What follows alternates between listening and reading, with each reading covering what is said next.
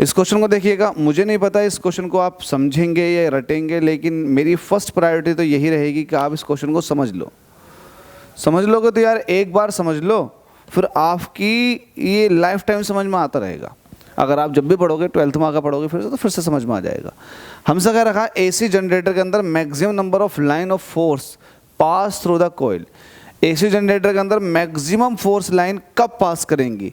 हमसे कह रहा when the angle between the plane of a coil and lines of forces. बताओ line of force और plane के बीच में क्या एंगल होगा कि मैक्सिमम फोर्स और फोर्स लाइन पास करके जाएं। तो आपको बता दें, लेट अस सपोज कि मेरे पास ये एक मेरे पास मैं बना देता हूँ, ये मेरे पास एक एसी जनरेटर है, ये नॉर्थ है और ये साउथ है। मैंने मैग्नेटिक फील्ड का सोर्स लगा दिया। अब अगर आप खुद सोचो, मैं इस तरह से कॉइल को रख देता हूँ तो सबसे ज़्यादा मैग्नेटिक फील्ड लाइंस ऐसे ही पास करके जाएंगी, क्योंकि फिर दूसरा तरीका रखने का ये है, जब ऐसे रखोगे तो लगभग ज़ीरो या फिर कोई भी मैग्नेटिक फील्ड लाइन पास होकर नहीं जाएगी।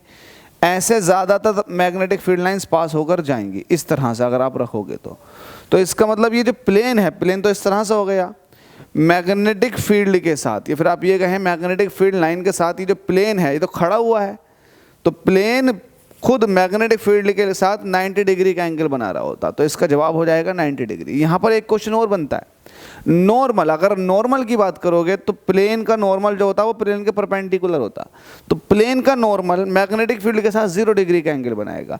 वो प्लेन के नॉर्मल की बात चल रही है, लेकिन यहाँ पर क्वेश्चन में प्लेन का नॉर्मल नहीं है, खुद प्लेन की बात चल रही है। तो प्लेन जो है मैग्नेटिक फील्ड के साथ या फिर मैग्नेटिक फ्लक्स के साथ 90 डिग्री का एंगल बनाना चाहिए अगर आपको ज़्यादातर मैग्नेटिक फील्ड लाइंस उस कॉइल के अंदर से पास करवानी है। तो होप सो क्लियर हो गया होगा। अगले क्वेश्चन में मुलाकात करता हूँ।